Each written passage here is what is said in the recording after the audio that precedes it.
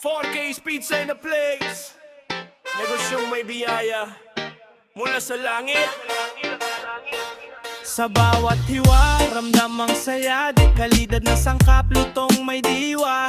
Paldo ang lasa, di ka bibitaw. Balik-balikan, siguradong ikaw.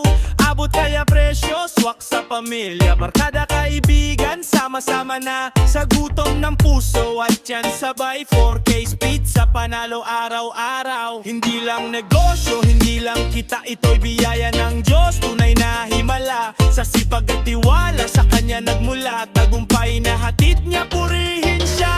4K Pizza is more than a pizza. Quality na solid, sarap na pasabog. Paldo ang lasa, presyo abot kaya. Biyaya ng Diyos, kita'y pinagpala. Pizza is more than a pizza. Sa bawat kagat, saya'y madadama. Lahat ng pasasalamat, kapurihan lamang sa Panginoong Hesus magpakailanman. Sa oven umiinit, pangarap ay buhay. Kasama ang Diyos, di kailanman sablay. Bawat order, may ngitit panalangin. Pagmamahal ang sikreto sa bawat lutuin.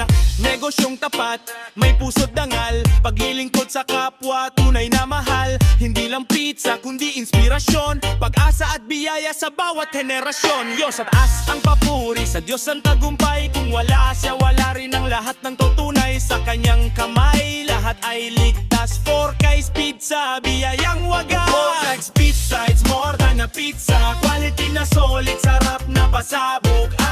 Paldo ang lasa, presyo abot kaya. Biyaya ng Diyos, kita'y pinagpala. Pizza, it's more than a pizza. Sa bawat kagat, saya'y madadama. Lahat ng pasasalamat, kapurihan lamang sa Panginoong Hesus magpakailanman. Salamat oo sa biyayang bigay, sa lakas at talinong iyong inilagay. Sa bawat araw, ikaw ang gabay. Sa lahat ng gawa, ikaw ang buhay. 4K Pizza, hindi lang pagkain, ito'y kwento ng pananampalataya rin. Lahat ng papuri, awit at sigaw sa Panginoong Hesus ngayon at magpakailanman. 4K Pizza is more than a pizza. Quality na solid, sarap na pasabog.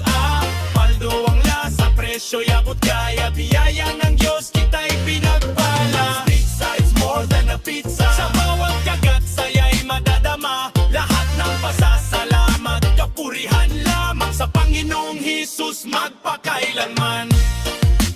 Rap da talaman, rap da talaman.